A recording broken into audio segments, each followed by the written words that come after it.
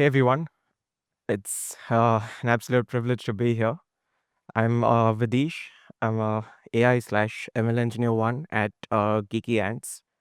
So, taking inspiration, I guess, from Rakesh, who said we need to be solving lot many problems using AI.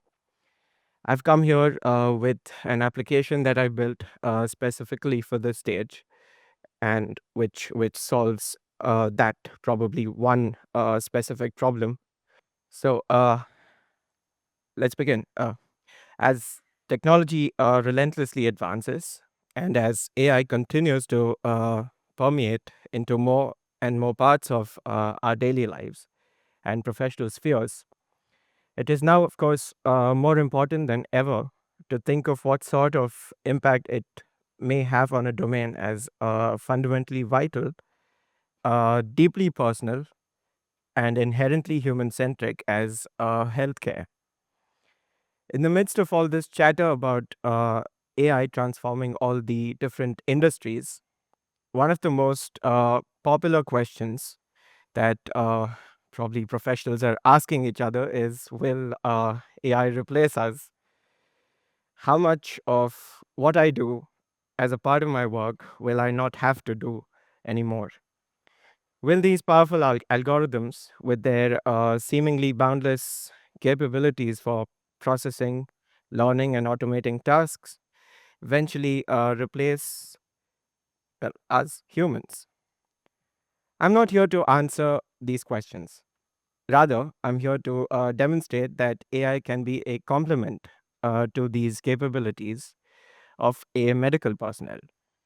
It may be a doctor, a nurse, or even a medical researcher. This is the roadmap of my talk. I will start with a short introduction of what I've built. Then I'll share about where I got the inspiration to build the application. Thereafter, I will show a real-time demonstration of the application, post which I'll talk about the architecture of the application, and I'll finally close after a short Q&A session. I want to bring your attention to this word, which was here in the title. I like this word, you know. It it directly translates to enhance or make greater in size or value. My application exactly does that. AI Augmented Clinician is an application that I've built to demonstrate how AI can be incorporated into day-to-day activities of a medical personnel. Coming to the inspiration part, I got the inspiration to build this application from two sources exactly. One is this online magazine called Kellogg Insight, which was titled as Will AI Eventually Replace Doctors? Uh, this is a magazine of research and ideas from the faculty of Kellogg School of Management. And the second is a video uh, which was posted by IBM Technology on YouTube, titled Drag versus CAG, Solving Gaps in AI Models. So this is the application that I developed. Uh, so to begin with, I want to pull back the curtain a little and show you what makes this assistant tick. Don't worry, I'm not going to be diving into the lines of complex code, but rather focus will be to help you to understand the logic and structure behind it. Think of it as understanding the different departments of a hospital, I guess, and how they collaborate to provide the patient uh, the care they are in need of. So I'm going to quickly send in a query to this. Right. So when I asked the question to the AI assistant, a lot, of course, happened in a blink of an eye. This is the architectural diagram. You can see that it's divided into a few key areas. Uh, the user interface, uh, the backend. First, I'll talk about the user interface. This is what you interact with directly in your web browser that we saw. It's built using the standard web technologies, index.html. This is the blueprint where the blueprint of this page sits inside index.html, defining the layout of the assistant.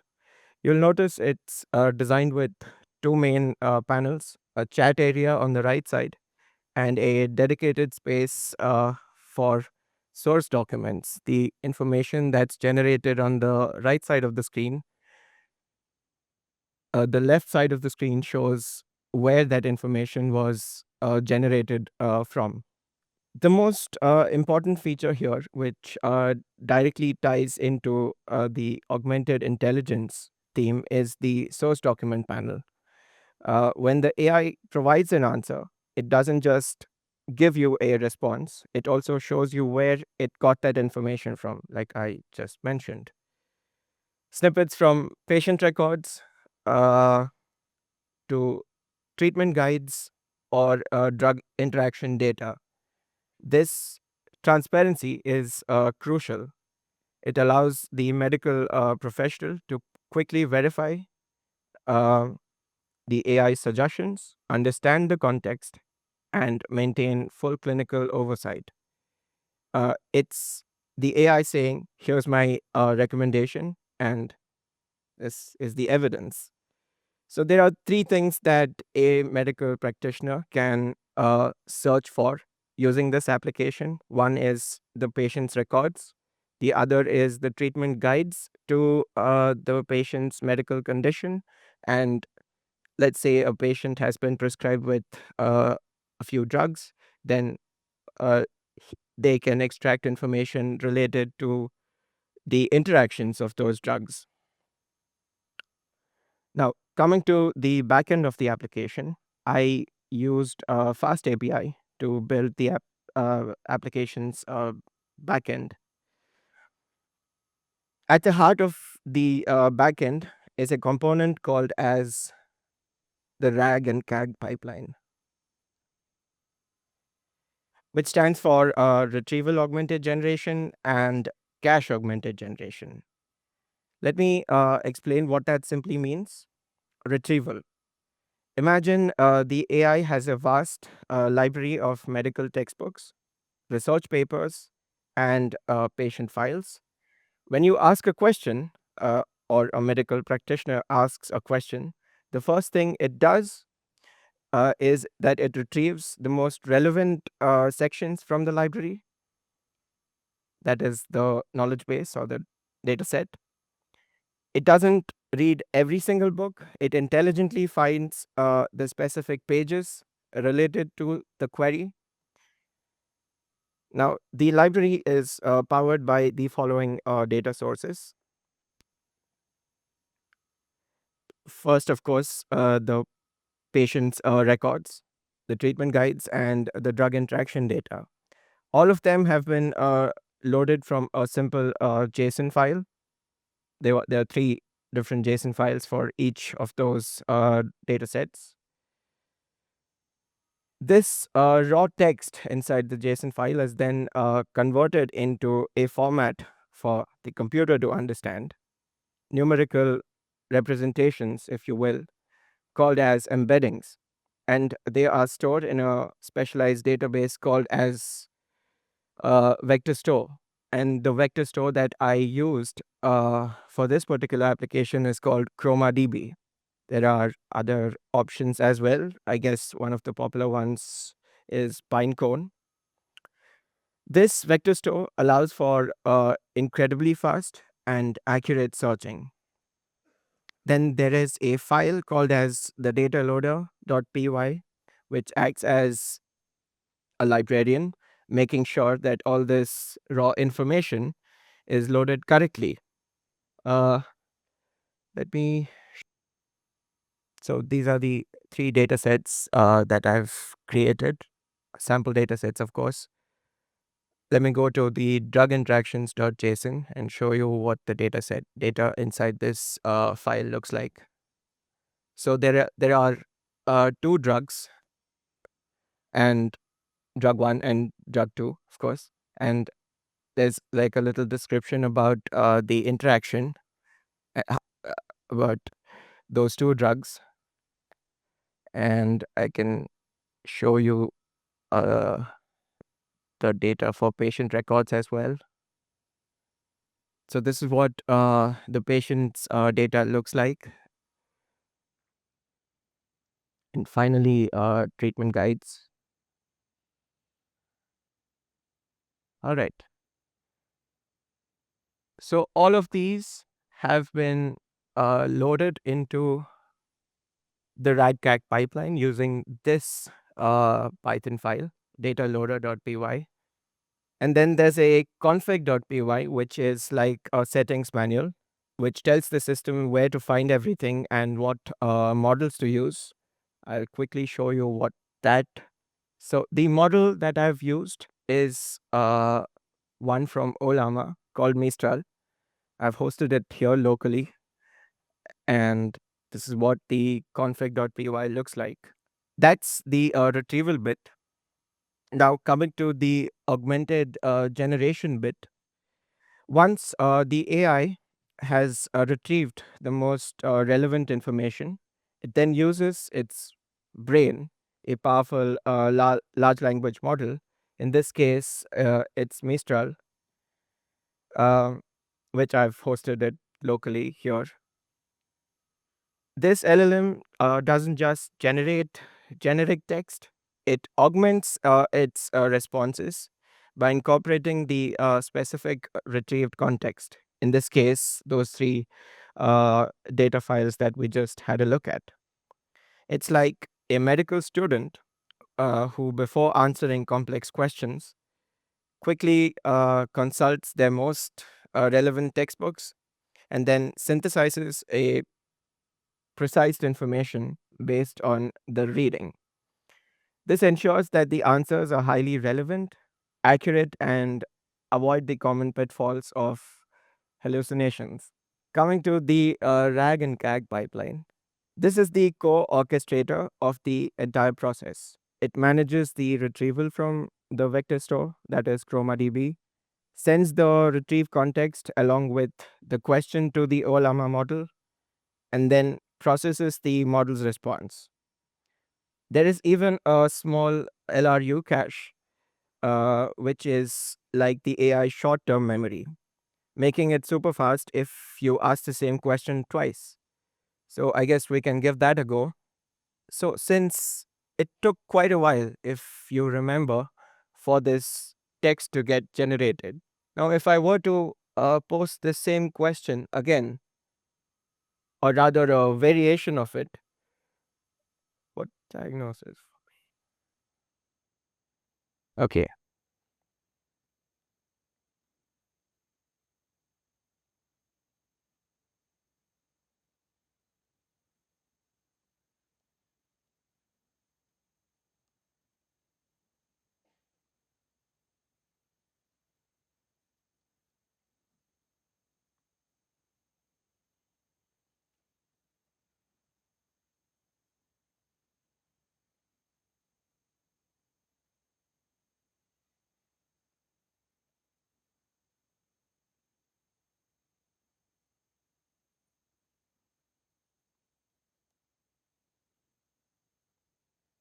So this, of course, this is a variation of the first prompt put in a different way. So the generated response should come to us much faster than what it was, what we saw for the first prompt. Let's give it a go. Okay, maybe you want to try the exact same prompt. Okay, let's give it a go.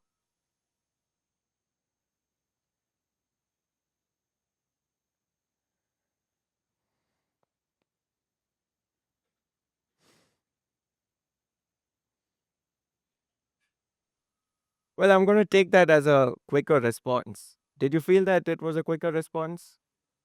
Thank you. There's of course main.py, a file, Python file that is acting as the overall conductor. Let's If this were to be a musical show, it sets up the entire application, ensures that AI pipeline is initialized, and it makes sure that all the data is loaded into the knowledge base when the system starts up. Let me show you what main.py looks like. The endpoints and models that act as the communication bridge. There's one endpoint that I've defined, which is forward slash chat, which is what we were interacting with, this one. So in essence, when we type a query, there is a file called scripts.json JavaScript that sends the query to the Fast API backend. The backend's RAG-CAG pipeline immediately searches the ChromaDB vector store for relevant patient data or treatment guides or drug interactions. It then sends the question plus the retrieve context back to the Olama model.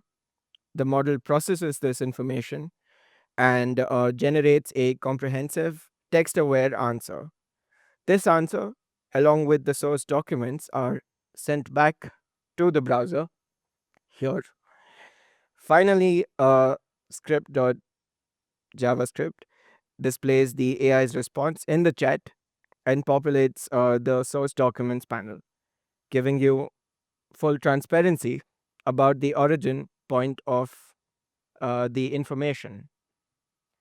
This entire process is designed to be a seamless collaboration. Uh, the AI handles the rapid data sifting and information synthesis, while the medical professional retains the critical role of clinical judgment, empathy, and decision making. It's about empowering the medical practitioner with better, faster, and more reliable information, allowing them to focus on what truly matters for them, which which is their patients. Thank you.